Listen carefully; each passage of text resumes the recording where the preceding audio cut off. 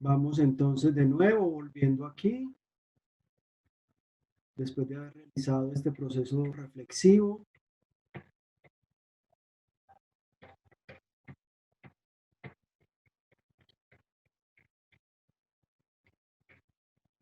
Pablo,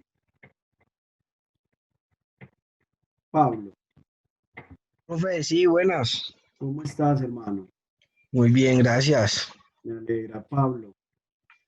Cuéntanos al grupo cuál ha sido el aprendizaje más significativo que tú has tenido en la vida.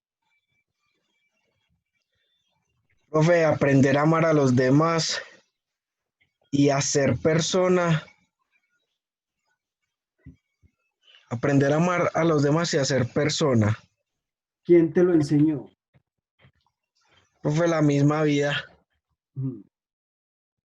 ¿Quién es en esa misma vida? Eh, a ver, aceptando que todos somos diferentes, pero por eso no dejamos de ser personas, Ujú, que sentimos y que también amamos de maneras diferentes. ujú, Me ha ayudado a no cargar con los errores y problemas de los demás, ujú. brindando un amor libre, ya que pensamos algunas veces que tienen que hacer lo que uno, o sea, lo que uno quiere que ellos hagan o parecerse a nosotros. Ujú, ¿Cómo me siento? Pleno, libre y tranquilo. ujú. ¿Y de qué te diste cuenta? Y me doy cuenta de que todos los seres humanos venimos al planeta Tierra con un propósito. Ujú. Muy bien. Gracias, Pablo. Jaime Zuluaga, Profe. Hola, profe. ¿cómo estás, hermano? Pues un poco enfermo, pero mejorando, la verdad. ¿Qué tienes? Tengo gripa, pero no coronavirus. Bueno, está bien, bueno, ojalá te recuperes. Jaime, hoy, en este momento de tu vida, ¿cuál consideras tú que ha sido el aprendizaje más significativo que has podido lograr? Yo creo que fue el hecho de poder saber la moral y qué es la ética. Ujú. ¿Y quién te enseñó eso? Yo me acuerdo que eso, pues, o sea, pues, eso fue cuando yo era pequeño, en la misma clase, nuestra profesora de sociales nos lo enseñó. ¿Cómo te enseñó sobre la moral y la ética, tu profesora? Ella nos enseñó, o sea, lo que viene siendo la moral y pues, o sea, cómo la sociedad ve, digamos, por así decirlo, lo que nos rige a nosotros, lo que nos dice lo que somos buenas personas o malas personas, por así decirlo. Y Ujú. eso la verdad es que es algo que cuando yo lo aprendí, sentí que me cambió mi vida, porque, o sea, yo puedo saber qué es lo que me hace ser buena persona Ujú. y, o sea, digamos, como seguir un camino para poder llegar a ser esa buena persona que yo quiero ser. ¿Y cómo te sientes de recordar ese aprendizaje tan importante para tu vida? La verdad es que me siento pleno y me siento muy feliz. Ujú. No, yo creo que no me sentiría feliz si yo no hubiera seguido esos pasos de la moral y de la ética, pero como yo lo seguí, la verdad es que siempre que recuerdo ese momento me trae felicidad y alegría porque es algo que yo sé que está ahí, que yo hice bien, así Ujú. que siempre me da alegría recordarlo. Y hoy que recuerdas ese aprendizaje tan significativo y que te llena de tanta alegría, ¿de qué te das cuenta? Me doy cuenta de que, o sea, en esta vida, pues van a existir tanto personas malas como buenas, pero igualmente las personas que son malas, por así decirlo, también pueden ser buenas personas, Ujú, pueden llegar a transformarse y me doy cuenta que la vida a veces también es, y por así decirlo, a veces ujú, muy dura, por ejemplo, cuando se juzgan a las demás personas, pero son cosas que se pueden ir sobrellevando hasta cierto punto. ujú. Vale. Muy bien, muchas gracias, Jaime. Gracias, gracias por tu sentir, por tu pensar, por tu experiencia. Manuela, Con mucho gusto, profe. Manuela, ¿Qué, profe? ¿cómo estás, Manuela? Bien, ¿y usted?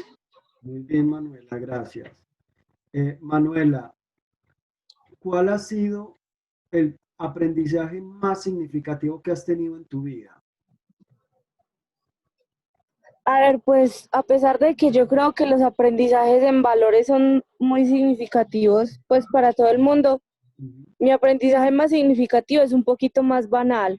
ujú. Para mí, el aprendizaje más significativo que he tenido es cuando aprendí a leer. Qué bonito eso. Ajá.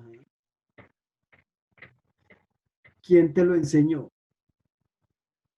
Pues entre mi mamá, una chancla y una profesora. O sea, ese aprendizaje también fue con chancla incluida y todo. Qué bueno. Entre las tres me enseñaron y aprendí a leer bien. Bueno, ¿y cómo te sientes de recordar ese aprendizaje tan importante como la lectura? Me siento muy feliz porque es que yo estoy consciente de que hay niños que no tienen, pues no pueden aprender a leer porque no pueden ir a la escuela, porque los papás no saben leer, entonces no pueden enseñarles. Ujú. Entonces en realidad me siento muy bien y muy privilegiada de haber podido aprender a leer, ¿Y de qué te das cuenta? de que no todos tenemos ese privilegio y de que en realidad es algo muy esencial y muy importante para la escuela, para la vida, para la universidad, Ujú. para muchas cosas, en realidad es algo muy importante. Bueno, gracias. Simón, Dime, profe. Simón, buenos días. Buenos días, profe. Simón, ¿cuál ha sido ese aprendizaje más significativo que has tenido para tu vida? Profe, el amor propio. ¿De dónde aprendiste a amarte? ¿Quién te Mm, enseñó? ¿Cómo te enseñaron? desde la casa y pues desde la escuela, desde pequeño, básicamente. Y lo hice pues como quitando los prejuicios y los estigmas que tenía la gente alrededor sobre mí. Ujú. Qué bien eso. ¿Y cómo te sientes de reconocer ese aprendizaje tan importante en tu vida de amor propio? Bastante bien, pues se siente gran satisfacción y, y sí, o sea, sí, mucha satisfacción, ya que, eh, ¿cómo se dice? Es gratificante saber que el amor propio va por encima de todo lo demás. Así es, Simón. ¿Y de qué te das cuenta a partir de ese proceso que haces hoy de recordar ese aprendizaje, de enfatizar en él, de cuál te hace sentir tan De satisfecho? que, no sé, de que uno no le debe prestar atención como a muchas cosas o a esos prejuicios que tiene la sociedad o los estigmas que van colocando la gente. Y sí, solamente es uno y uno. En últimas es uno. Muy bien. Simón, muchísimas gracias. También gracias a Manuela. No me acuerdo si le agradecí, pero muchas gracias a los dos. Y finalmente quiero preguntarle a Vanessa Ceballos. Hola, profe. Hola, Vanessa, ¿cómo estás? Bien, profe, ¿y usted? Muy bien, Vanessa, muchas gracias. Vanessa, las preguntas que les he hecho a tus compañeros, eh, contanos un poquito de ese aprendizaje tan significativo que has tenido para la vida. Profe, pues yo creo que el aprendizaje más significativo que he tenido es como aprender a ponerme en el lugar del otro sin juzgarlo. Mm, qué bien eso. ¿De Pues dónde en parte yo creo, aprendiste? ¿De dónde en parte aprendiste? creo que mi familia, pero a lo largo de la vida, en el colegio, en las situaciones que se le presentan a uno, es cuando uno más comprende que cada persona pasa por diferentes situaciones y que uno tiene que entender que si tú no has pasado por esa situación, no tienes derecho a criticarlo. Mm, Simplemente se pueden dar como consejos o sugerencias dependiendo de la situación, pero nunca se puede permitir a una persona tomar ese control sobre ti, sobre la situación por la que estás pasando. ¿Y cómo te sientes de aprender eso? Yo creo que es muy importante aprender a no juzgar a los demás porque ahí eres más consciente de que cada persona tiene un estilo de vida diferente, cada persona tiene una manera de pensar diferente y es normal y es lo que es, cada uno es un ser diferente y hay que respetar las cosas. Y finalmente, ¿de qué te das cuenta? De que no todos tenemos la misma capacidad para emprender las cosas, que podemos ver una simple pelea como algo tan normal, pero para otra persona puede ser simplemente algo catastrófico el haberse enfrentado a ese problema por medio de una pelea. Muy bien. Excelente, gracias, Vanessa. Bueno, hemos hecho un ejercicio muy importante, y es el de reconocer el aprendizaje más importante de la vida. Los aprendizajes nos definen, nos configuran en el tipo de persona que hoy somos, ¿sí? Y ustedes todos han hablado de personas influyentes en ese aprendizaje, pero también han hablado de la vida misma, de la experiencia, de la escuela, de todos esos escenarios, digámoslos, en los que ustedes estuvieron expuestos y inmersos y los cuales le posibilitaron lograr esto que hoy ustedes pueden lograr. O sea, son aprendizajes verdaderamente significativos que se han convertido para ustedes como en un pilar orientador de su vida misma. Y son ustedes conscientes de eso. O sea, la conciencia les permite a ustedes hoy poder dar cuenta, darse cuenta de ese aprendizaje. La conciencia les posibilita dar cuenta de ese aprendizaje, ¿sí? El poder hacernos entender, comprender qué es lo que realmente ese aprendizaje ha significado para ustedes y el impacto que eso ha tenido para la vida. Para eso necesitamos de conciencia. Hay muchas personas, chicos, a quienes les he hecho esta pregunta y algunos han dado respuesta. La verdad, no sé. He aprendido tantas cosas en la vida que me cuesta como reconocer el aprendizaje más significativo. Entonces, aquí hay un ejercicio profundo de conciencia, ¿sí? Y este ejercicio profundo de conciencia es el que les permite a ustedes darse cuenta. Y para darnos cuenta tenemos que estar alerta. Y de eso es pues lo que vamos a hablar a continuación. Entonces, miren este ejercicio que acabamos de hacer, cómo va a ir tomando más soporte y más sustento y fundamento desde la teoría a través de lo que los compañeros nos van a compartir y a través también de lo que yo les voy a compartir. Entonces, quiero darle el espacio a los compañeros, por favor, al equipo 2. Vamos a comenzar con el tema de la conciencia. ¿Qué es conciencia? ¿Qué factores intervienen en la conciencia? ¿Sí?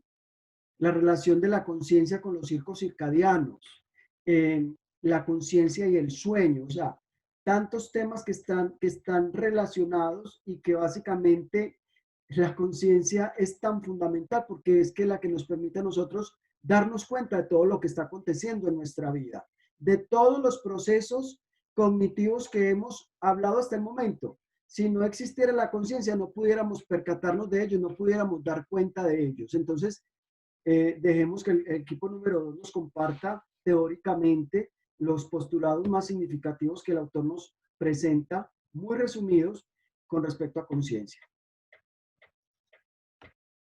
Muy bien. El equipo número 2. Hola, profe. Hola. Bueno, yo voy a hablar de lo que es la conciencia. La conciencia es un estado cognitivo que permite que una persona interactúe e interprete con los estímulos externos que forman lo que conocemos como la realidad. A través de la conciencia, un individuo consigue tener una noción de sí mismo y de su entorno. Es uno de los elementos de la supervivencia de un ser vivo, pues le permite estar alerta a los peligros y actuar en consecuencia. Listo.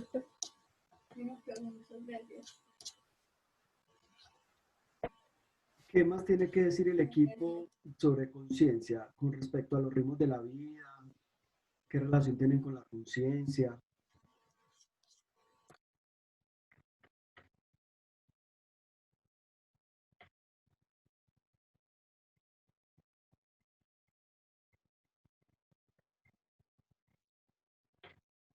¿Quiénes más te acompañan a ti?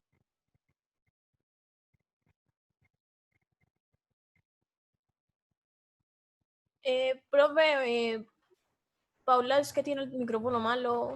No, ya. Ah, bueno. Ah, ok. Perdón. Ok, yo voy a hablar de los estados alterados de la conciencia, que constituyen pues en el sueño.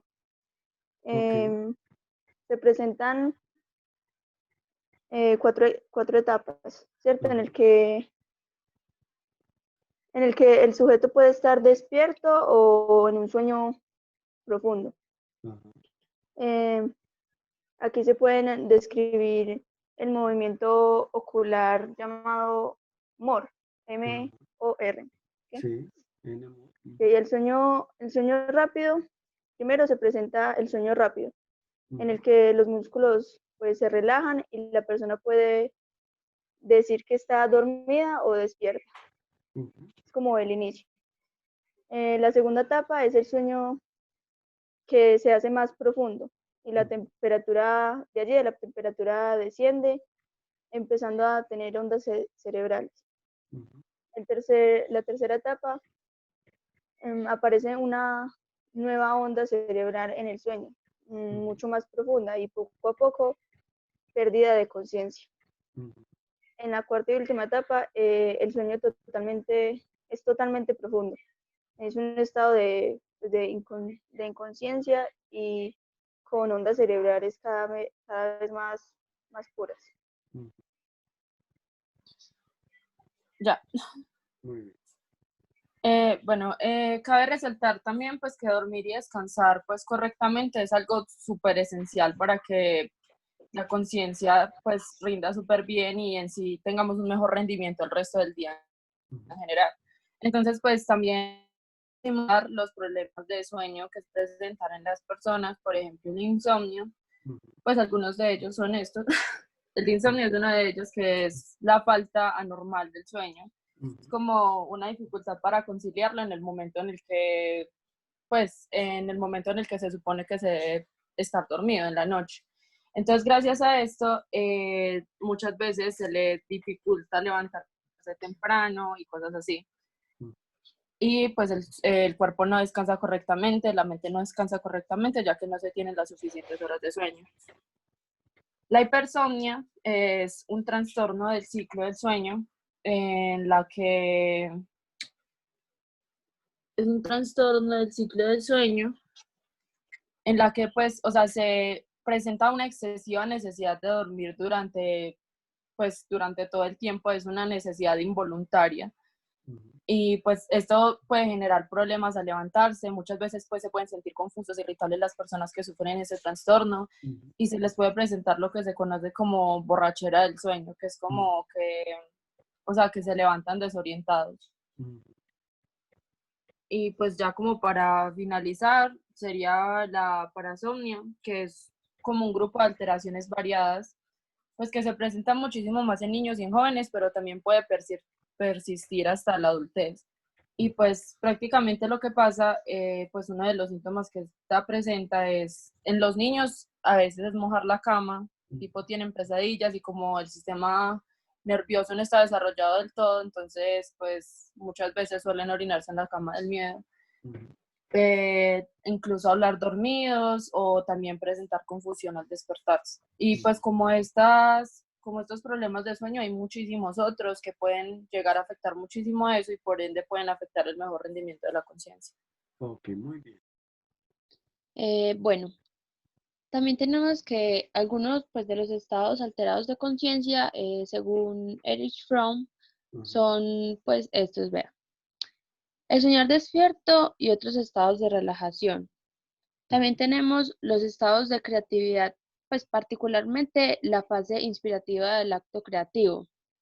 También tenemos la hipnosis, los estados de privación sensorial, los sueños nocturnos, el sonambulismo, la meditación concentrada, el estado místico, los estados de disociación, los estados de despersonalización.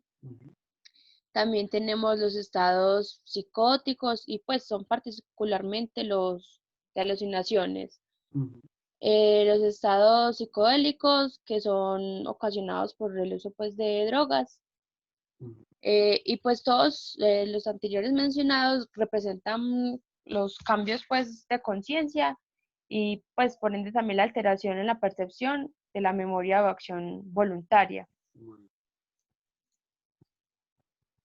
De ahí, Bueno, ya vamos a hablar pues un poquito inspirándonos en Sigmund Freud, que habló del inconsciente, subconsciente e inconsciente. El consciente pues es aquí donde se desarrolla todo lo lógico, es como yo estoy de acá, por ejemplo, de una manera consciente hablándolo, donde ahí se puede, aquí pues influyen todos los procesos cognitivos que hemos estado estudiando. El subconsciente es como la parte irracional que tiene la parte de los deseos más que todo irracionales, los que no se pueden como controlar. Y el inconsciente, este como que responde a lo fisiológico, por ejemplo, el hecho de respirar o los latidos del corazón y todo esto. Ahora pues vamos a hablar de la conciencia en el aprendizaje. El hecho pues de que la conciencia esté implicada e implique como un trabajo de todos los procesos cognitivos que hemos trabajado, pues hace que en el momento en el que estamos estudiando, si no lo hacemos de una manera consciente, pues no vamos a tener un entendimiento total, no vamos a poder tener un aprendizaje significativo y pues no vamos a tener nada. En cambio, si lo hacemos de manera consciente, pues vamos a poder llegar a incluso aplicarlo a nuestra vida y utilizarlo para nuestro bien. Por ejemplo, la metacognición nos permite tomar conciencia de nuestro propio aprendizaje, identificando distintos factores, habilidades o conocimientos que ya teníamos o los nuevos. Entonces, por ejemplo, acá el profesor puede ayudar al estudiante a entrar en conciencia, que cuando explique un tema le pueda preguntar qué le pareció, si le pareció fácil, qué le aportaría, si le interesó. Entonces, de esta manera le implica como al estudiante como esas ganas de preguntarse si de verdad sí estaba atento, si de verdad sí le sirve, y de esta manera ser más consciente del aprendizaje. Paula, ya que estás hablando de la conciencia y su influencia en el aprendizaje, ¿qué relación encuentras entre esto que tú acabas de mencionar y el ejercicio que les hice al comienzo, que les invité a realizar? Pues yo creo que el hecho de ser conscientes, por ejemplo, en este caso de identificar cuál es el aprendizaje más significativo que hemos tenido, pues nos hace pensar como, bueno, ¿qué es lo que más me sirve y por qué me sirve y para qué me sirve? Entonces, pienso que el hecho de uno repensar esas cosas hace que uno se dé cuenta si de verdad ha estado teniendo aprendizajes que le sirvan. O posiblemente sí ha tenido muchos aprendizajes que le han servido, pero muchas veces no me he hecho consciente de ellos, ¿verdad? Porque también implica un ejercicio personal el poder hacerlo, ¿no? Implica también un esfuerzo personal el poder hacerme consciente de lo que sucede en mi aquí, en mi ahora, o de lo que ha sucedido en mi allí y entonces, es decir, en el pasado. A todo bueno, el grupo 2, ¿tienen algo más para complementar? O... No, ya. Muchas perfecto. gracias. Vale, gracias a ustedes. Hablo para el grupo en general, de lo que las compañeras compartieron, alguna pregunta con respecto al sueño, a las fases del sueño, a la importancia del sueño, a los trastornos del sueño, o también con respecto a los estados alterados de conciencia. ¿Hay algo que por allá les causó ruido? ¿Quieren de pronto a que se amplíe un poco?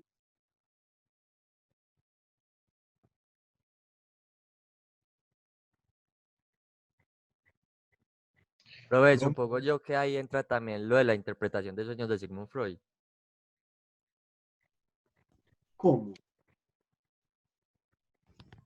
Lo que pues las compañeras decían, que hablaban sobre el sueño, supongo yo que Sigmund Freud, con la interpretación de los sueños, daba como un significado a ese tema. Claro, y sí, sí, sí. Y básicamente con la interpretación de los sueños, lo que busca el analista es que la persona entre en conciencia de esa realidad inconsciente.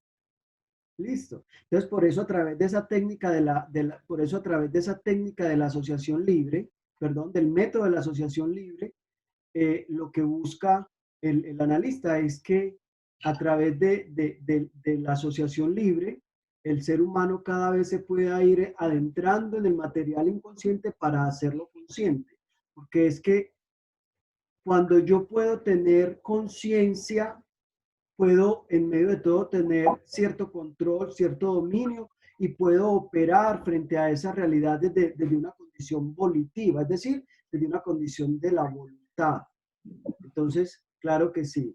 Y más adelante, de pronto, cuando les hable un poquito de los sueños, vamos a entender por qué también o para qué soñamos. ¿Sí?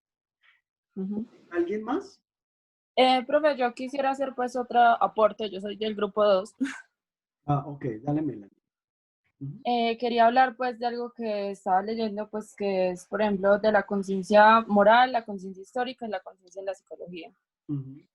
Entonces, la conciencia moral, pues, es la que nos señala si las acciones o, pues, las decisiones o actitudes que tomamos, pues, son correctas o incorrectas. O sea, prácticamente la conciencia moral se sustenta, pues, es en el conjunto de valores morales como tal. Sí. La conciencia histórica, pues, es aquella que, pues, permite al individuo o a la persona percibirse, pues, a sí mismo en el devenir colectivo. O sea, percibirse partícipe en un momento en particular en el tiempo y en la historia de una sociedad en general.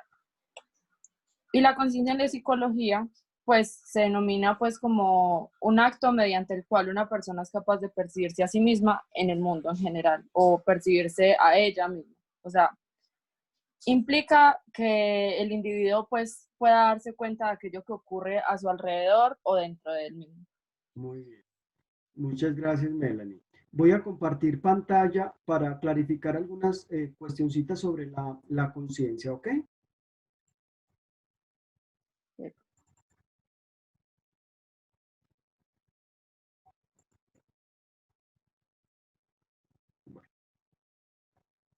Entonces, mire, ustedes las compañeras hicieron alusión a la conciencia desde dos dimensiones, desde la conciencia de vigilia, que muy bien lo dijeron ustedes, cuando nosotros estamos en vigilia, en este momento nosotros estamos en vigilia, estamos alerta. Muy bien lo dijo la primera compañera, la conciencia nos permite a nosotros mantener esa actitud de alerta para poder sobrevivir. Si carecemos de la conciencia, digámoslo así, nuestra supervivencia no va a ser posible, ¿cierto? Y luego miramos cómo esa conciencia, cómo ese estado de alerta se puede entonces alterar. Entonces, cuando nosotros hablamos de la conciencia, hablamos de un resultado de una actividad de una parte de nuestro cerebro que se llama tálamo. Miremos más o menos, miren el puño, por favor, y ese tálamo más o menos lo estamos ubicando entre la parte posterior del cerebro, ¿sí? Y el centro, lóbulo derecho, ¿sí? Entonces, el tálamo está encargado precisamente de toda esa actividad consciente del organismo, en este caso de los seres humanos. La conciencia, como bien nos lo dice la teoría, simplemente representa o manifiesta una pequeña parte de la actividad total e integral del cerebro. Y básicamente, ¿por qué? Porque esta pequeña parte de la actividad del cerebro del encéfalo básicamente ocurre en un nivel inconsciente. Pero aquí el nivel de inconsciencia no quiere decir o no hace alusión al concepto o a la definición que Freud tiene del inconsciente. Es decir, hay muchos procesos nuestros a nivel bioquímicos, a nivel fisiológicos, que en este momento están sucediendo sin que nosotros nos percatemos de que estén sucediendo, como por ejemplo el acto de respirar. Ese es un acto inconsciente. Entonces, esa conciencia que representa solo una pequeña parte, generalmente ocurre en la mayor parte del tiempo de una manera inconsciente.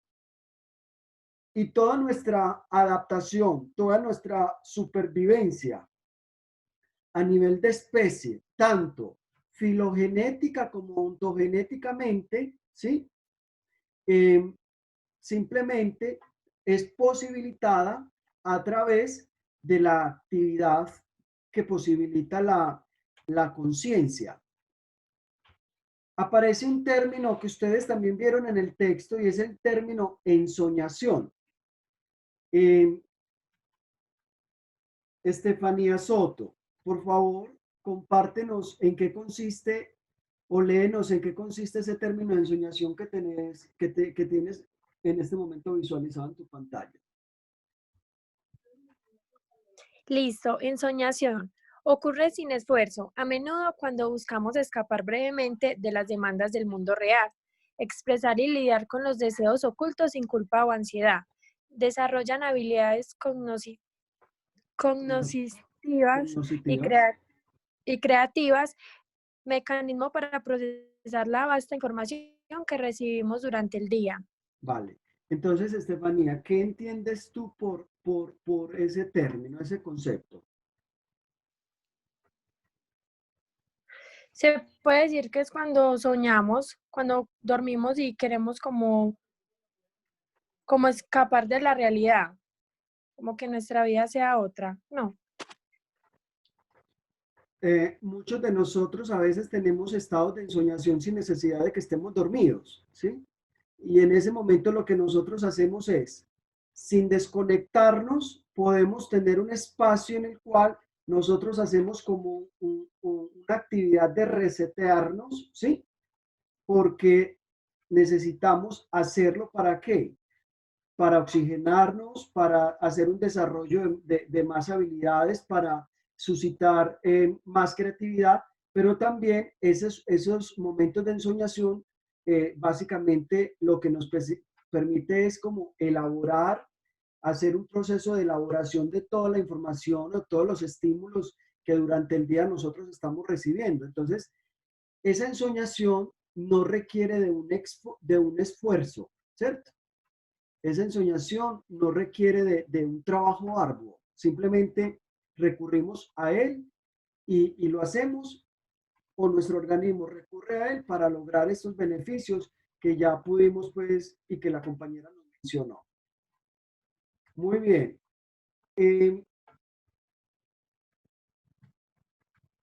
María Juliana. ¿Está ahí? Señor. María Juliana, hay un tema muy importante que toca con la conciencia y son los ritmos circadianos. ¿Qué es un ritmo circadiano de acuerdo a lo que tenemos aquí visualizado? Léenos, por favor. Bueno, ritmo biológico regular con un periodo aproximado de 24 horas. La gente que trabaja turnos, espero que esto me... Nocturnos. Turnos nocturnos o que viaja a través de varias zonas horarias, a menudo experimentan una perturbación de los ritmos cardíacos. Circadianos. Eso, circadianos. El ritmo circadiano es gobernado en gran medida por el núcleo supraquismático, que recibe señales de retina concernientes a los ciclos de luz y oscuridad y participa en la regulación del reloj biológico. Bueno, entonces, ¿qué es lo que nos está diciendo esta diapositiva, Juliana? ¿Qué nos está diciendo? No sé, es como el susto que les da viajar en la noche, no sé. No, es que Bueno, no sé. mire, todos los seres humanos y todos los organismos tenemos unos ritmos circadianos. Nosotros tenemos lo que denominamos un reloj biológico que nos dice cuándo es de noche, cuándo es de día. Por eso, ese ritmo circadiano, como lo miramos aquí, está gobernado, ¿sí?, por ese núcleo supraquiasmático que recibe esas señales de retina concernientes a la luz y la noche. Y de acuerdo a la luz, de acuerdo a la luz o a la noche, nuestro organismo actúa y desempeña unas funciones que son de vital importancia, ¿sí?, para la supervivencia.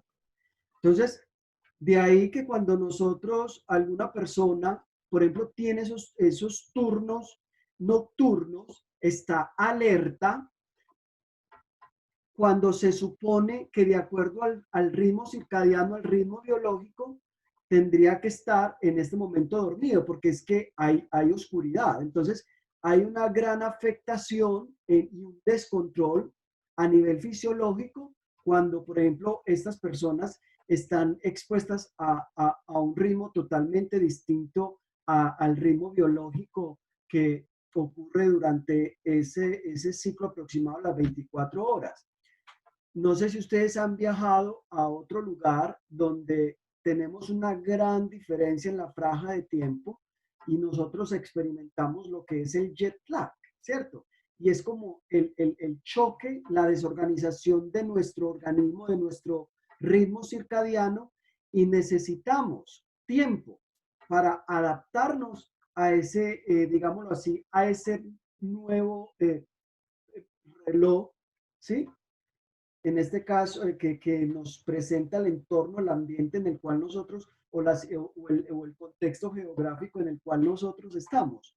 Entonces, hay un choque porque nosotros los organismos vivos, los seres vivos, estamos, digámoslo así, nuestra supervivencia está dirigida, direccionada por este ritmo biológico.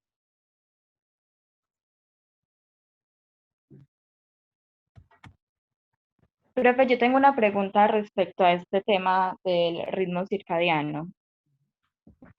Cuando, por ejemplo, una persona, lo que usted estaba diciendo, si nos vamos, por ejemplo, viajamos a un país donde el tiempo es completamente diferente a como lo vivimos pues nosotros normalmente, que esto podría tener consecuencias como fisiológicas en la persona. Sí, claro, o sea, pero venga, no son tan trascendentales ni que no puedas hacerlo, simplemente hay un proceso de desadaptación y en unos pocos días tú te acostumbras digámoslo así, al tiempo, a esa franja del tiempo de allá. Por ejemplo, si tú te vas para Australia, ya en Australia creo que ya, bueno, ya está amaneciendo, son 17 horas de diferencia, ¿sí? Entonces, cuando tú haces el choque, digámoslo así, cuando te encuentras en otro lugar donde hay una franja tan extensa del tiempo con respecto al tiempo en el que tú has estado sobreviviendo, fisiológicamente se hay una desorganización. Y por eso se recomienda que, por ejemplo, tú no duermas durante ese día, porque es que tu reloj te dice que ya es hora de dormir, tú no has dormido y a veces puedes tender a dormir en el día. Entonces, ¿qué recomiendan cuando uno va a un país y hay esa franja tan extensa con respecto al tiempo? Trate de mantenerse en vela para que cuando llegue la noche usted pueda verdaderamente dormir y no esté alerta, porque es que su cerebro, su organismo ha estado acostumbrado y según la costumbre al que usted ha adaptado el organismo, él sabe que tendría que estar durmiendo, porque es que aquí, mientras que en Australia, digámoslo así, usted llega y allá son las 6 de la mañana, usted llega acá y usted apenas está iniciando el sueño, ¿cierto? Entonces, hay maneras en las que uno puede tratar de regular al máximo el impacto que trae, pues, como ese cambio, pero no hay, pues, como mayor, como una situación que sea muy trascendental, no, requiere simplemente de tiempo y tú más o menos en unos 3 o 4 días ya estás adaptado a, a ese tiempo, en este caso de allá. Ok, gracias. Entonces miremos aquí los ritmos circadianos. Miremoslo aquí en este reloj, ¿cierto? Comenzamos con las horas cero, la medianoche, y nos vamos así, ¿sí? Miremos que a las 2 de la mañana es cuando el sueño es mucho más profundo. Ya las compañeras nos hablaron de las etapas del sueño. Donde más experimentamos frío es entre las 4:30 y las 5 de la mañana. Y por eso recurrimos a la cobija, ¿sí? Entre las 6 y las 6:45 de la mañana se incrementa la presión sanguínea. Luego, a las 7:30 ya no hay secreción de melatonina, que es la que nos posibilita el sueño, ¿cierto? Ya no hay secreción de la melatonina, y más o menos entre las 7 y las 8:30, mire que es que nuestro organismo es realmente un sistema maravilloso y perfecto.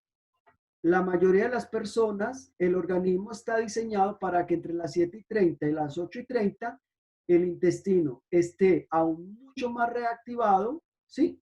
Y es posible, y es la probabilidad alta, existe la probabilidad alta que sea en este lapso de tiempo cuando se realiza todo el proceso de excreción, ¿sí?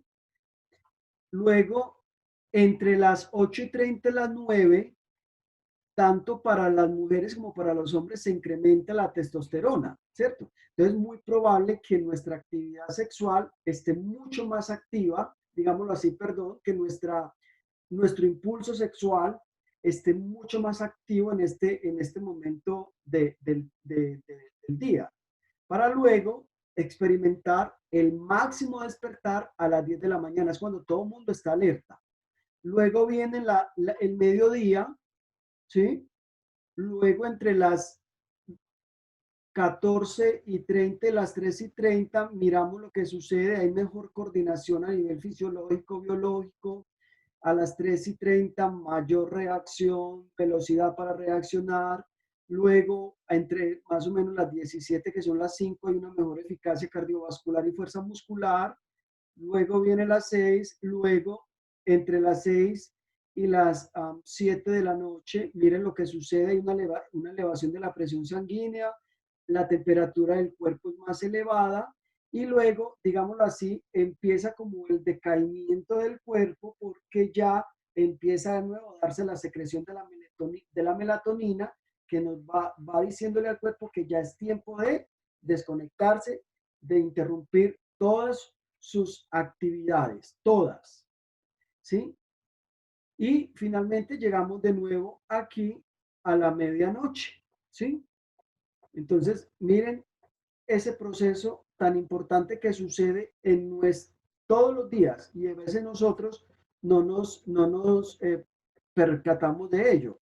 Cuando nosotros hablamos del núcleo paraquiasmático, pues este núcleo paraquiasmático lo que está haciendo es secretar esos neurotransmisores específicos en regiones del cerebro, del encéfalo, que lo que van a hacer es regular esa temperatura del cuerpo, regular el metabolismo, la presión sanguínea y todos los niveles hormonales necesarios del hombre, los cuales van a ir variando en el transcurso del día. Ya las etapas del sueño ya nos la comentaron los compañeros.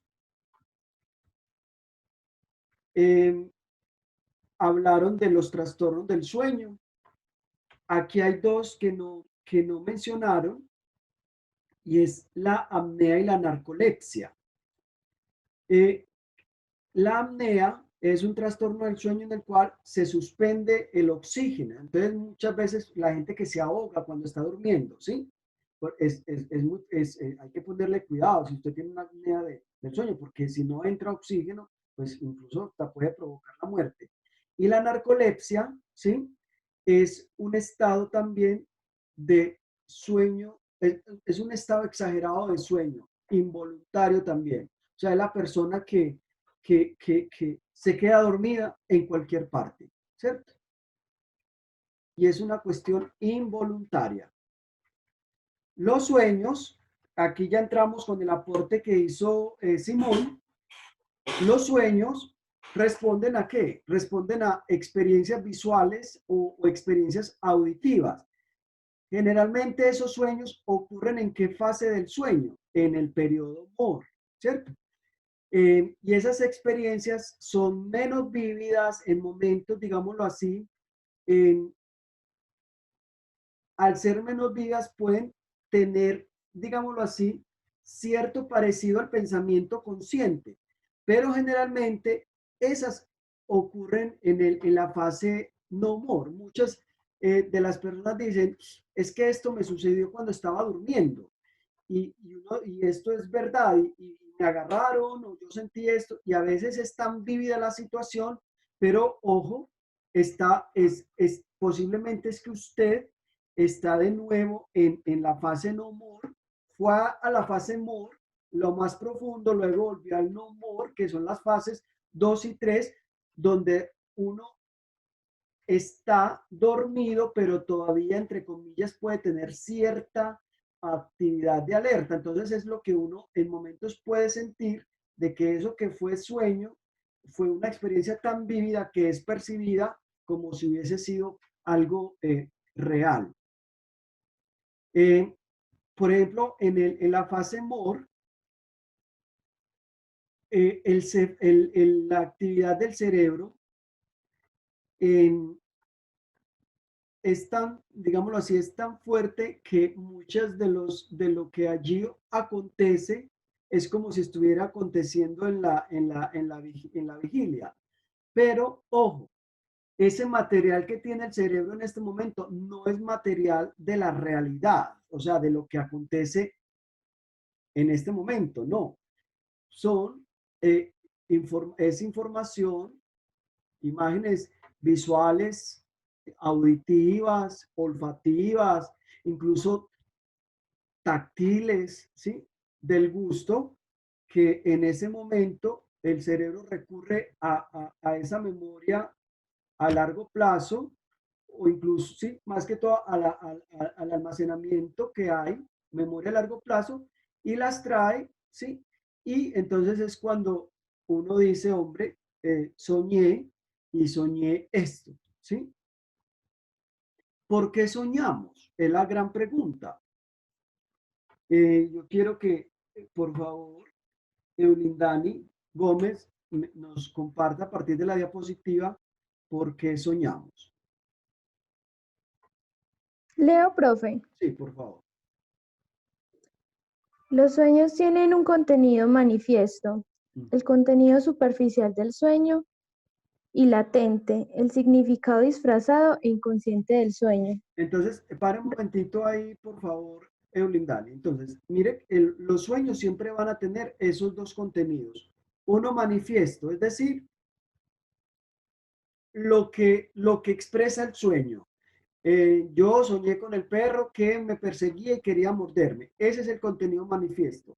Pero está el otro contenido latente, que es, en este caso, lo que decía Simón, lo que uno a través de un proceso de interpretación de sueños puede encontrar. A uno no le interesa tanto el contenido superficial o manifiesto del sueño, sino que a uno le interesa es el contenido latente, porque ese es el que realmente tiene la importancia, tiene el significado. Entonces, ese significado es disfrazado, es inconsciente del sueño, ¿cierto? Ahora sí, Dani. Reprocesamiento que hace la mente de la información obtenida durante el día. Resultado de la descarga aleatoria de las neuronas. Extensión de las preocupaciones conscientes de la vida diaria. Esas son las razones por las cuales nosotros entonces soñamos.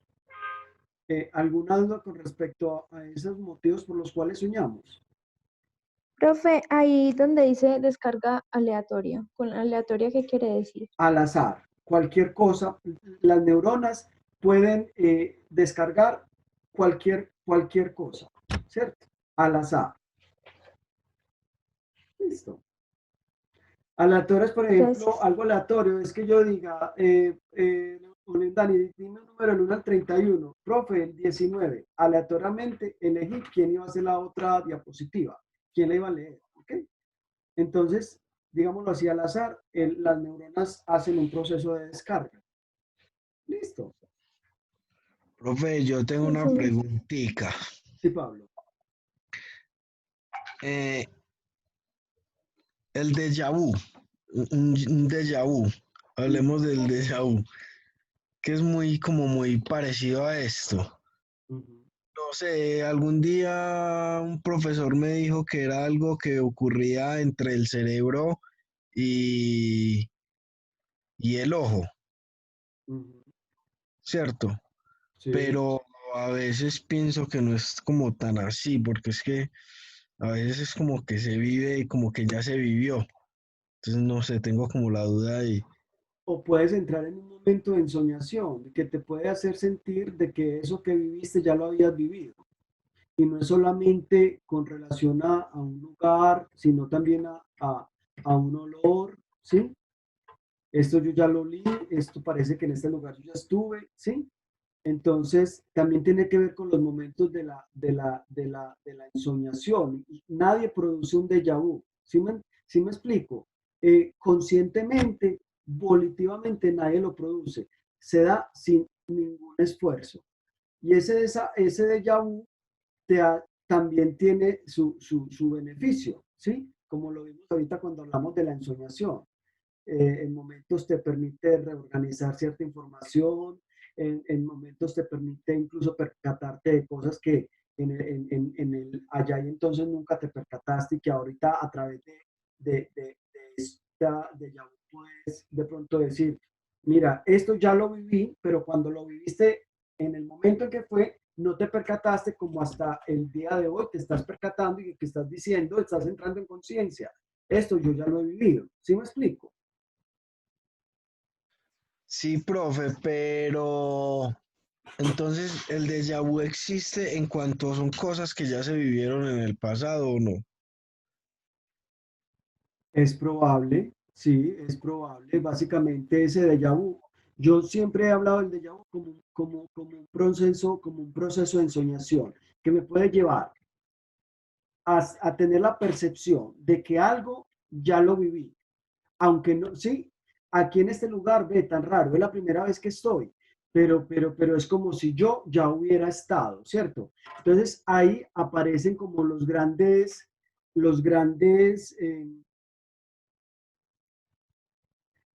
aparecen como las no respuestas absolutas con respecto a situaciones como estas, porque muchos dirán, pudo ocurrir, pero para otros dirán, no ocurrió, ¿cierto?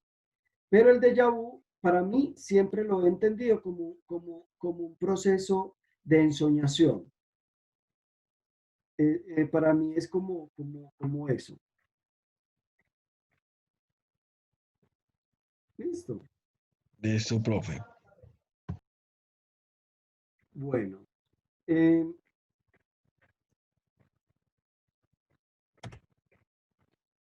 Los compañeros hablaban de las drogas psicoactivas, que son sustancias que cambian el estado de ánimo, que cambian las percepciones, que cambian el funcionamiento mental y la conducta de la gente. Y estas sustancias psicoactivas, pues básicamente lo que van a generar son estados alterados de conciencia, los cuales se pueden suscitar a partir de estas drogas psicoactivas o uno también puede generar estados alterados de la conciencia a través de la meditación profunda, por ejemplo.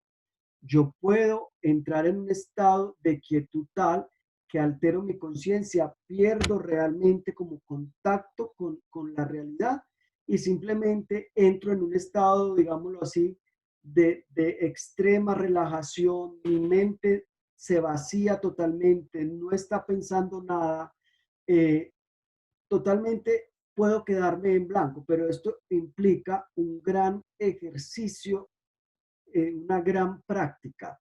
Y los grandes místicos, digámoslo así, han pasado por unos estados profundos de meditación que ojalá nosotros los pudiéramos realizar, porque lo que nos ayudan es como a quietarnos hasta tal punto que podemos estimular y motivar más el funcionamiento de nuestro propio organismo. Y cuando hablo del organismo, lo estoy haciendo desde una manera muy integral. La mente, el cuerpo, etcétera. ¿Listo?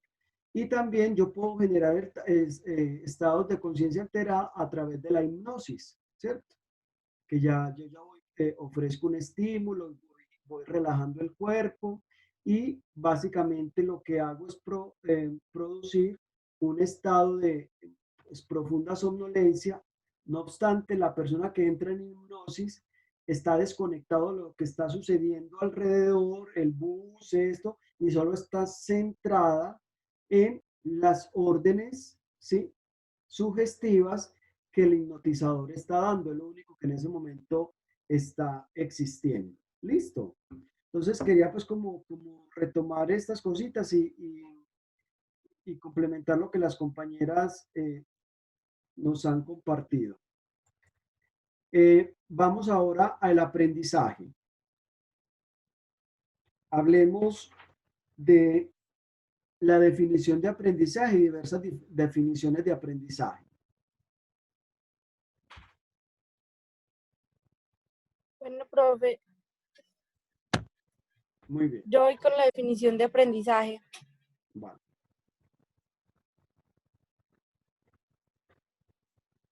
¿Sí me están escuchando? Sí, Manuela. Yo te escucho, sí. Bueno, aprendizaje es el proceso de adquisición de conocimientos, habilidades, valores y actitudes que se posibilita mediante el estudio, la enseñanza o la experiencia. Este proceso puede ser entendido a partir de diversas posturas, lo que implica que existen diferentes teorías vinculadas al hecho de aprender. La psicología conductista, por ejemplo, describe el aprendizaje de acuerdo a los cambios que pueden observarse en la conducta de un sujeto. El proceso fundamental en el aprendizaje es la imitación, o sea, la repetición de un proceso que se observa, que implica pues tiempo, espacio, habilidades, etc. De esta forma, los niños aprenden las tareas básicas necesarias para subsistir y desarrollarse en una comunidad. El aprendizaje humano se define como el cambio relativamente invariable de la conducta de una persona a partir del resultado de la experiencia. Este cambio es conseguido tras el establecimiento de una asociación entre un estímulo y su correspondiente respuesta. El aprendizaje no es exclusivo de la especie humana, aunque en el ser humano el aprendizaje se constituyó como un factor que supera la habilidad común de las ramas de evolución más similares. Gracias al desarrollo del aprendizaje, los humanos lograron alcanzar pues como cierta independencia en su entorno ecológico y hasta pueden cambiarlo, pues depende de sus necesidades. La pedagogía establece distintos tipos de aprendizaje. Puede mencionarse el aprendizaje por descubrimiento, el receptivo, el significativo y el repetitivo. Ya. Muy bien. Gracias, Manuel. Ahora vamos con las otras definiciones de aprendizaje que nos encontramos y que proponen varios autores. Profe, hola. Yo Buena. las diré.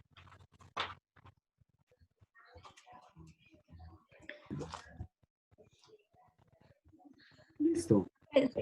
Listo, yo quiero empezar con la definición que nos da Ardila. Según él, el aprendizaje es un cambio relativamente permanente del comportamiento que ocurre como resultado de la práctica. Muy bien. Y ya seguimos según Novak y Godwin.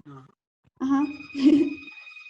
El aprendizaje humano conduce a un cambio en el significado de la experiencia, o sea, la verdadera educación cambia el significado de la experiencia humana.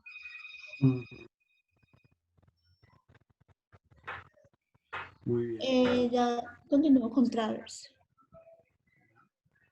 El aprendizaje puede ser considerado en su sentido más amplio como un proceso de adaptación en el cual el hombre adquiere nuevos modos de comportamiento o ejecución con el objetivo de hacer mejores ajustes a las demandas de la vida. Vale, para un momentico ahí, porfa, Sara. Entonces, en esas tres definiciones que la compañera nos ha brindado, hablamos de tres palabras claves. En Ardila, hablamos de aprendizaje cuando se suscita un cambio en la conducta, ¿cierto? En Novak y Gowin hablamos del aprendizaje cuando realmente se ha estructurado, instaurado una verdadera experiencia, y experiencia que tiene gran significado. Como por ejemplo, cuando Pablo hablaba y yo le preguntaba, ¿quién te enseñó sobre la importancia de aceptar al otro, de amarle? ¿Sí? Me dice, no, la misma vida, la experiencia de la vida, ¿cierto? Entonces, esa es una experiencia con significado que ha conducido a un cambio. Y finalmente, Travers, el aprendizaje para Travers es cuando un sujeto es capaz de adaptarse, ¿sí? Flexibilizarse y adaptarse ante las demandas del ambiente. Esas serían pues como en síntesis las tres definiciones que hasta este momento nos ha compartido Sara. Sara, continúa. Listo, profe, continúa. Bueno, yo voy a terminar de hacer eso porque tengo... Profe, contenido con Continúa, por favor. Según él, el aprendizaje es el proceso de adquirir cambios relativamente permanentes en la comprensión, actitud y conocimiento y información, capacidad, habilidad por medio de la experiencia en las personas. Sigo con la definición que nos da Marta. Ahí me aparecía solo Marta. Marta Manterola. Ajá. Marta Manterola. ¿Qué dice Manterola? Según ella, hay tres elementos básicos para definir el aprendizaje.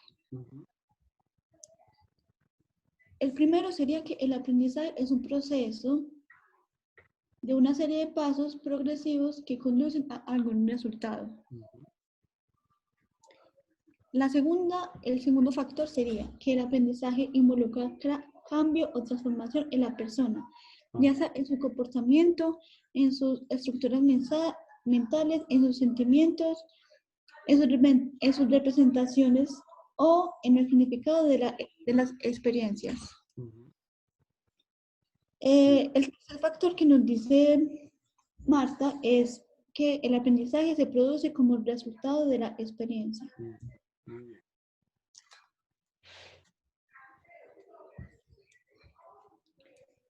Y ya por último, profe, me gustaría mencionar a Pinel, que nos dio el significado como de la psicología.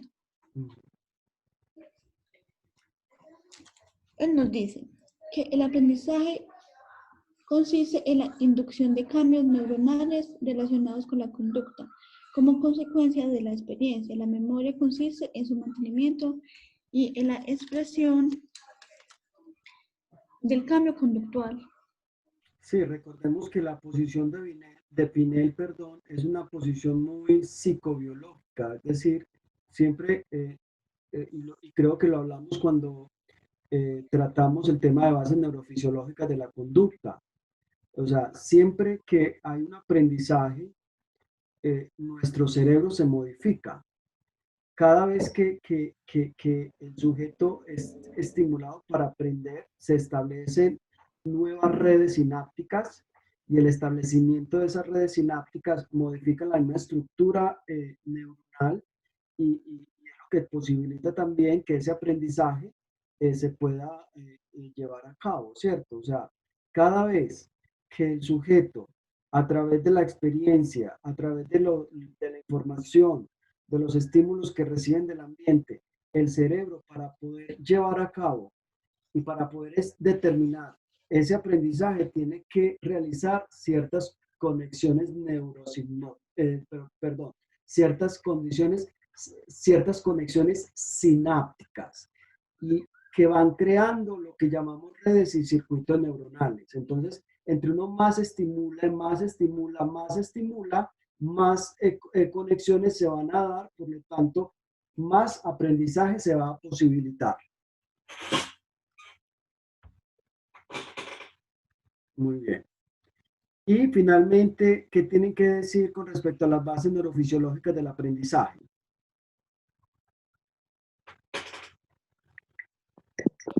Listo, las bases neurofisiológicas del aprendizaje. En el momento del parto, el cerebro de un bebé pesa alrededor de 350 gramos, pero esto no quiere decir que sus neuronas no se estén multiplicando. Antes, durante los primeros 3 años, se empieza como el proceso de expansión. Ahí es cuando se da la máxima receptividad y todos los datos que llegan a él se clasifican y se archivan de modo de que cuando el niño los necesite siempre estén disponibles. En esto Perdón que te interrumpa, por eso es tan importante esos primeros 3 años, porque es que no solamente el cerebro está creciendo, sino que es donde el cerebro es mucho más receptivo para enseñarle a los niños lo que uno quiere enseñarle, ¿cierto? Entonces, cualquier cosa que se le enseña a los niños en esa etapa es supremamente, digámoslo así, objeto de aprendizaje para ellos. Todo lo almacenan y en el momento determinado o que menos espere, eso que los niños han aprendido lo ponen en favor y en servicio de su propia adaptación, de su propia experiencia.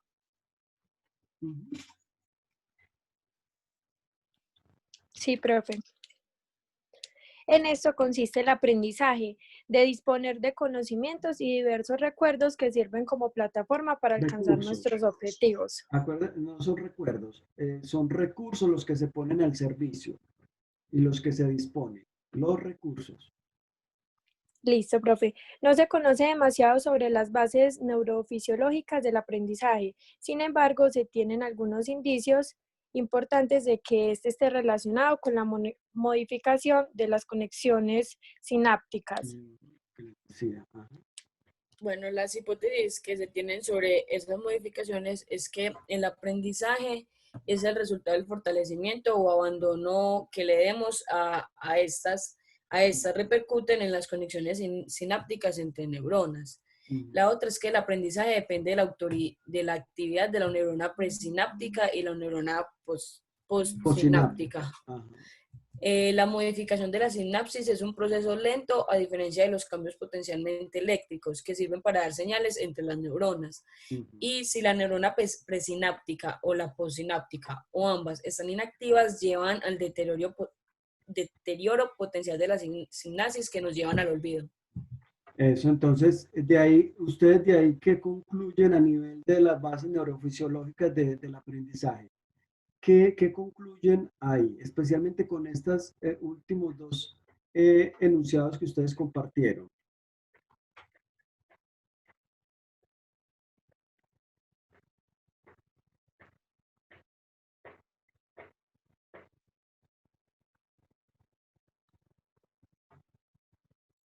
Profe, pues yo creo que el aprendizaje es algo que siempre es continuo y que si no lo practicamos, se tiende a olvidar todo. Tenemos, por ejemplo, con nosotros que estamos estudiando para ser profesores de inglés, en el caso del inglés es un aprendizaje que tiene que ser totalmente continuo. Si nosotros en algún momento de nuestra vida decidimos dejar de practicarlo, dejar de escuchar la música en inglés o dejar de ver, no sé, las series en inglés, se va a empezar a olvidar la parte más como gramatical, del orden de las palabras y esas cosas. Entonces, para mí es como algo que tenemos que hacer siempre y que involuntariamente también lo hacemos.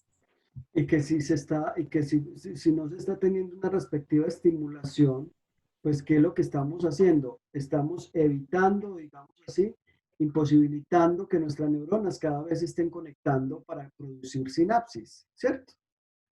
Entonces, es claro que el proceso neurofisiológico del aprendizaje siempre va a estar conectado con el que tantas conexiones sinápticas podemos suscitar. Y para eso, pues también no solamente responsabilidad del maestro, sino también del propio estudiante, empoderarse de su proceso para que realmente su cerebro esté activo, ¿sí? Sus neuronas estén activas. Porque a veces uno abandona ese proceso y lo que está haciendo es que básicamente ir acelerando un deterioro cognitivo, ¿cierto? Donde cada vez las neuronas se van a ir muriendo, muriendo, y cada vez va a ser mucho más difícil aprender algo, ¿sí? Entonces, ahí es pues como lo que nos dice la autora.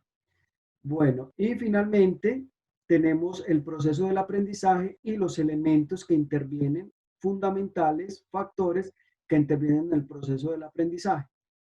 ¿Cómo se aprende? Sería la pregunta. El equipo número 3. Grupo 3, ¿cierto? Sí, el equipo número 3. Bueno, los procesos son el resultado los aprendizajes son el resultado de los procesos cognitivos individuales, los cuales asimilan informaciones que son como, bueno, los hechos, conceptos, procedimientos, valores. Se construyen representaciones mentales significativas y funcionales, como el conocimiento, que luego se aplican a diferentes contextos donde se aprendieron. Es un proceso interno de cambio en las representaciones mentales de los contenidos que se tratan. Entonces, la clave está en la actividad mental, pues la que construye el conocimiento de los alumnos. Está como en un triángulo interactivo que es formado por las relaciones mutuas que están entre el alumno, que es el de la actividad constructiva, el profesor, que es el que orienta, y pues ya el contenido. La calidad de estos depende de la interacción entre el profesor y el alumno y entre los alumnos mismos. Y pues como las ayudas que los docentes ofrecen en el proceso y que se ajusten como a los recursos cognitivos, también las motivaciones, a los emotivos y las relaciones que ellos disponen con los alumnos para pues poner como todo en marcha. Y bueno, que el profesor entienda como pues que pueda adaptarse a las distintas características y necesidades del alumno, porque pues todos no van a tener las mismas. Entonces es como el proceso. Y aquí hay 3 factores básicos, que es pues la inteligencia y pues las otras capacidades, que es como el poder aprender. Pues para poder aprender nuevas cosas hay que estar en condiciones de hacerlo. Es disponer pues como de las capacidades cognitivas necesarias, como la atención, el proceso. En la motivación, que es el querer aprender, pues porque es necesario que las personas, pues que la persona se dirija como a una dirección determinada, dirija a una determinada dirección su energía, para que las neuronas realicen nuevas conexiones entre ellas. Y depende de factores, pues, como la personalidad y también la fuerza de voluntad. La experiencia es otro, es el saber aprender. Pues porque los nuevos aprendizajes se van construyendo a partir de los aprendizajes anteriores, que requieren pues como ciertos hábitos y ciertas técnicas, como por ejemplo la observación, la lectura, la escritura, memorizando, pues la comprensión, pues como escogiendo información, lo mismo que explorándola, aplicando conocimientos y pues analizando y reflexionando. Ya, eso es lo que tengo por decir. Muchas gracias. Profe, yo quisiera aportarle a mi compañera. Vale. Bueno, también, por ejemplo, estos factores fundamentales de aprendizaje también no solo son los que decía mi compañera, sino que también están, por ejemplo, algunos factores externos, como por ejemplo las condiciones de la práctica, o sea, el lugar donde se realiza la práctica. Porque digamos, si están en un concierto afuera y tú estás metido en un salón, por ejemplo, tú obviamente no vas a prestar casi atención a la clase, sino que vas a estar pendiente de la música que está sonando afuera. Correcto. También, por ejemplo, no solo hay factores externos, sino que también están los factores personales. Un ejemplo de esto es la motivación de la persona, ya que pues si hay un tema que a ti te aburre, tú vas a estar completamente pues embolatado en la clase prácticamente sin prestar la atención. También está, por ejemplo, las metas y los objetivos que el estudiante quiere cumplir, que vendrían siendo, digamos, en nuestro caso, ser gran profesor, poder aprender y especializar más nuestra lengua en el inglés y pues transmitir nuestros conocimientos, que estos serían uno de los ejemplos de factores que influyen bastante en lo que viene siendo el aprendizaje. Y ya, por ahora es eso. Muy bien. Bueno, ¿algo más?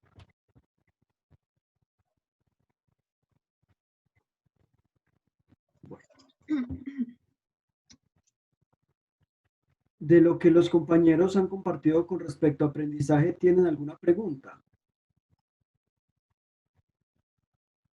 ¿Quieren hacer algún aporte los otros compañeros del grupo en general? Profe, qué pena.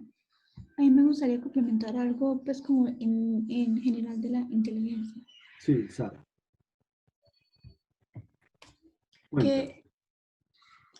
O sea, me gustaría resaltar que a la hora de aprender, es vital, o sea, es de suma importancia factores como el conocimiento previo, la inteligencia, la motivación y la experiencia que la persona lleva a tener. ¿Por qué? Porque si la persona no sabe cómo aprender, no va a poder aprender. O sea, tenemos que tener primero tenemos que estar predispuestos biológica y en nuestra actitud para poder aprender.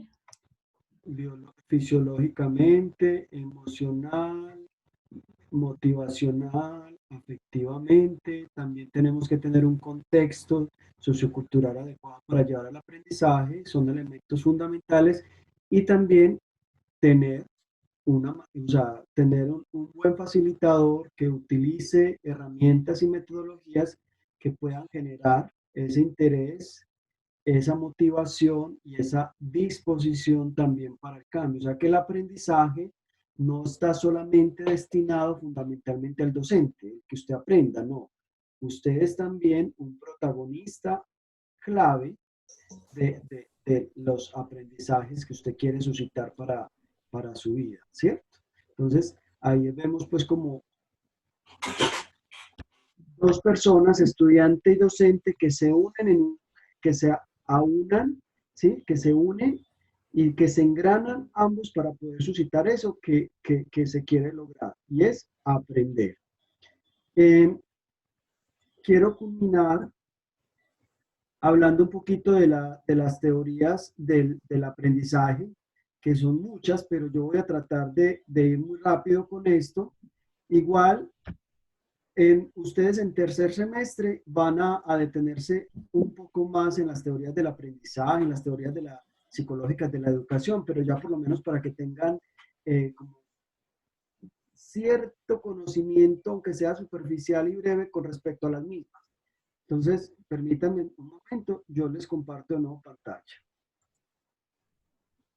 En estos minuticos que tenemos.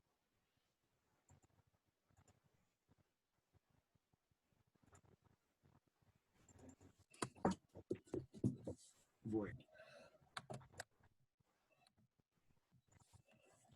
Ahí.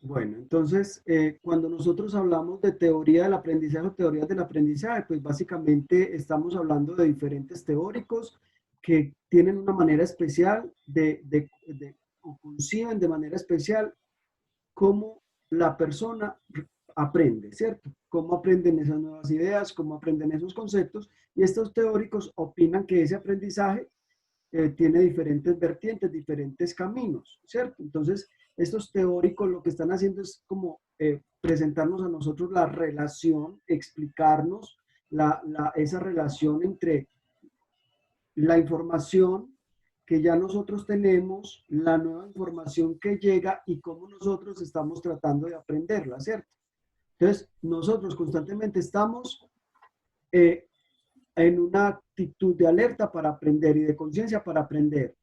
Lo que pasa es que nosotros no todo lo que proviene del ambiente lo recibimos como aprendizaje. No toda experiencia en la vida se vuelve, digámoslo así, un producto o posibilita aprendizaje. Ustedes han vivido una cantidad de cosas en la vida, pero muchas de esas cosas que han vivido no han marcado, digámoslo así, un efecto, un impacto en ustedes que los lleva a motivarse, a emocionarse, a disponerse a nivel afectivo, emocional, contextual, etcétera, para aprenderlo. Entonces, partimos de ahí.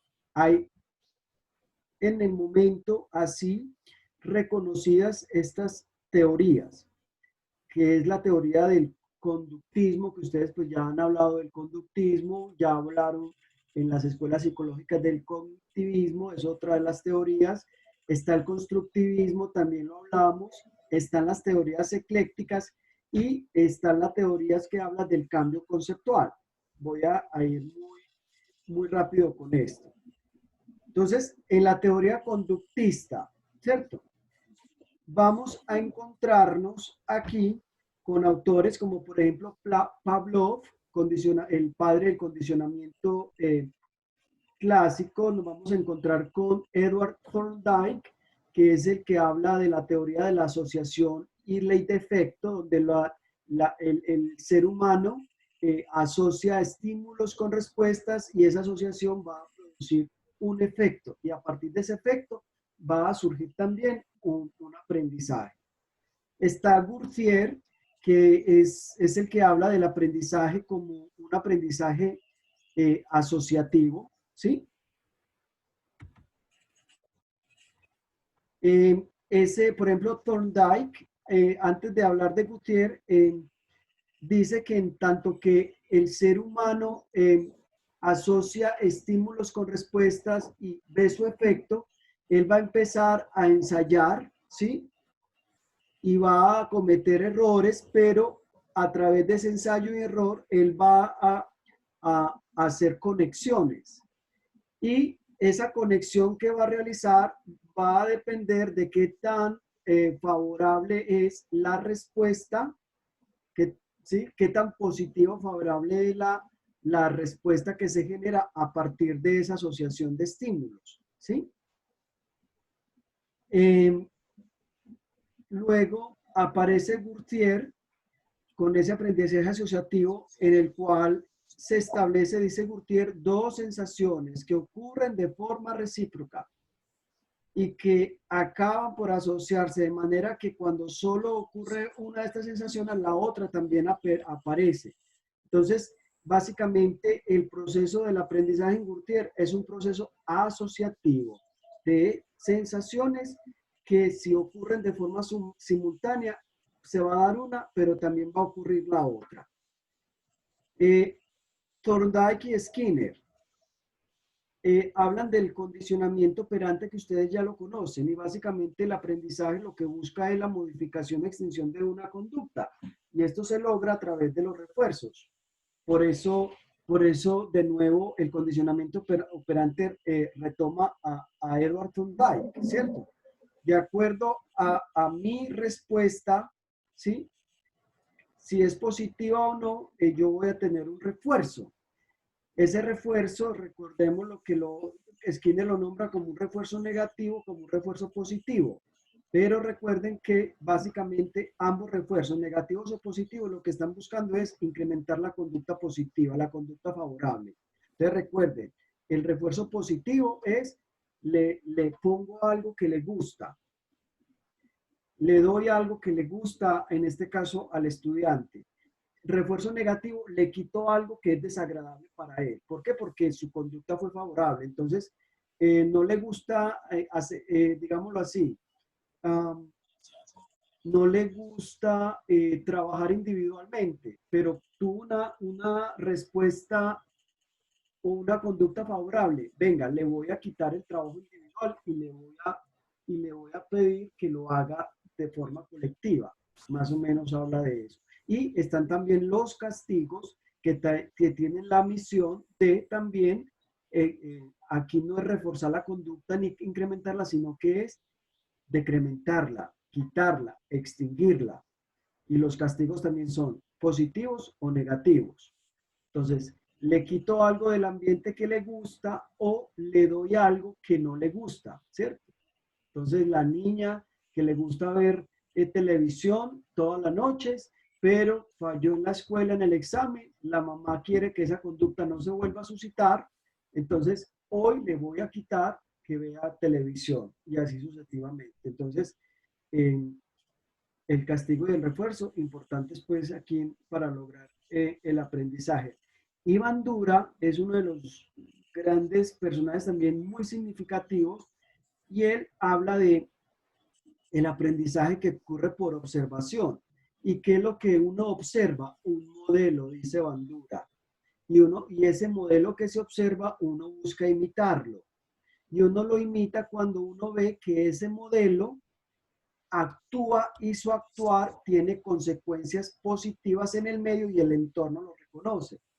Entonces, pongo un ejemplo. Si tú, Pablo, eres un excelente estudiante y eres reconocido, es posible que un compañero quiera pretender imitarte y tenerte como modelo para también obtener los mismos resultados que tú obtienes. Muy distinto a si tú eres un mal estudiante, no te van a, o sea, el aprendizaje no se va a posibilitar porque no te van a, no, tú no vas a ser un modelo a seguir, ¿cierto? Porque como mal estudiante te va mal y hay grandes repercusiones a nivel negativo con respecto a lo que tú realizas. Entonces, pues no se tiende a imitar los modelos que presentan o emiten conductas que son desfavorables y que no tienen una buena recepción por parte del entorno, de la cultura.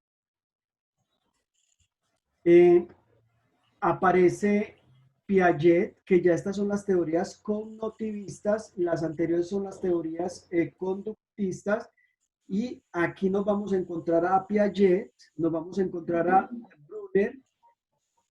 Piaget básicamente con el proceso que él dice que quien aprende es aquel que se adapta, y esa adaptación es gracias posible a la asimilación y a la acomodación. Los niños desde que nacen están desarrollando y creando esquemas para poder vivir, adaptarse en el entorno y para poder operar en esa realidad. Cuando el niño ya ha creado esquemas, todos los problemas que se le presentan los va a resolver desde esos esquemas, asimilación.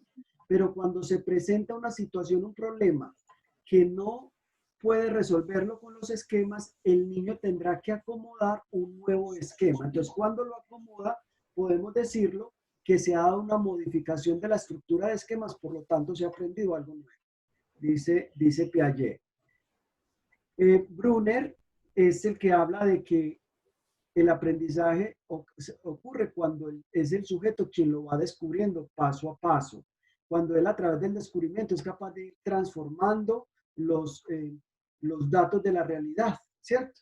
Y comprendiéndolos a medida que va descubriendo paulatinamente. En otras palabras, cuando el sujeto descubre por sí mismo, pues va a poder resolver el conocimiento, por ende va a aprender y va a ser, en otras palabras, ese conocimiento se ha transmitido precisamente porque el estudiante ha asumido el protagonismo tal y lo ha descubierto por sí mismo. Luego aparece Ausubel con esa teoría del aprendizaje significativo. Todos tenemos aprendizajes previos y que es lo que hace que un aprendizaje sea significativo. Cuando el estudiante es capaz de conectar, de asociar esto nuevo que le llega, esta nueva información con los aprendizajes previos que tienen y es capaz de relacionarlo, ¿sí? Es ahí cuando se ha dado un aprendizaje significativo. Gardner habla de que el aprendizaje es lo que debe realizarse o llevarse a cabo para facilitarlo, ¿sí? Ese aprendizaje se facilita por modelos de procesamiento, ¿sí? que se tienen que presentársele al estudiante para que el estudiante pueda verdaderamente aprender y construir ese conocimiento. En otras palabras, el docente tendrá que facilitar todas las herramientas, ser un facilitador a través de las herramientas que ofrece para que ese alumno pueda hacer un procesamiento adecuado de todos los estímulos y de toda la información que le va llegando. Entonces, desde ese conocimiento que se obtiene, ¿sí?, por medio de los estímulos y las herramientas que se brindan, el estudiante puede desarrollar básicamente esas formas de aprendizaje, puede desarrollar nuevas destrezas intelectuales, puede desarrollar nuevos procesos verbales, puede desarrollar nuevas estrategias cognitivas y metacognitivas, puede incluso desarrollar estrategias motrices y actitudes, ¿sí?, a partir de las herramientas que ofrece el docente. Y finalmente Gardner habla aquí de lo que son las inteligencias múltiples que ustedes ya también conocen. Y están las teorías constructivistas. Y aquí nos vamos a encontrar básicamente de nuevo a Piaget, nos vamos a encontrar de nuevo a Vygotsky, y básicamente cuando hablamos del construccionismo vamos a decir que en esta teoría lo que se suscita es un aprendizaje a través de la creación de significados a partir de la experiencia. Es decir, yo aprendo cuando realmente tengo experiencias significativas. Esas experiencias significativas y que son construidas no solamente por el docente, sino también por mí mismo, son las que van a modificarme y van a modificar mi entorno. Entonces aquí nos encontramos dos, ¿cierto? Como que hay un engranaje de las teorías conductistas y de las teorías cognitivas. Y están las teorías eclécticas, y cuando hablamos de la teoría ecléctica, nosotros hemos escuchado ese término de eclecticismo como algo que es superficial. No, para nada. La teoría ecléctica, básicamente, en el sujeto se da una actividad mental individual en donde cada sujeto procesa información que le viene del entorno, información externa. Y esa teoría ecléctica básicamente lo que va a hacer es posibilitar el cambio, la transformación de ese ser humano y disponerlo precisamente para captar esa información del exterior y así se pueda generar un proceso madurativo que se va a reflejar en los cambios de conducta del individuo. ¿Listo? Dentro de esta teoría ecléctica, ustedes, por ejemplo, podrán encontrarse a Roberto Gagné, que es el que la postula y que la denomina así porque dice él que la encuentra racionalmente organizada y que la considera verdaderamente como una teoría muy sistémica. Pues yo básicamente quería pues que ustedes muy rápidamente vieran estas teorías que, como les dije anteriormente, las van a trabajar con más profundidad cuando avancen en su carrera. Y con esto entonces damos por culminado lo que son los procesos cognitivos.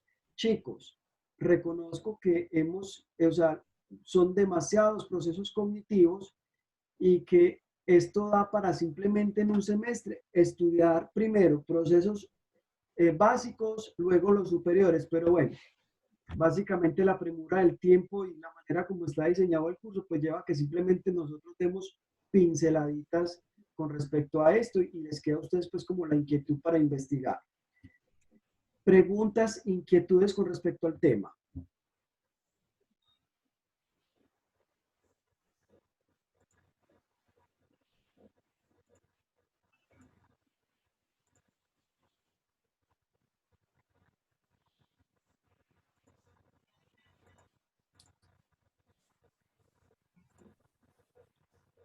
Inquietudes, preguntas.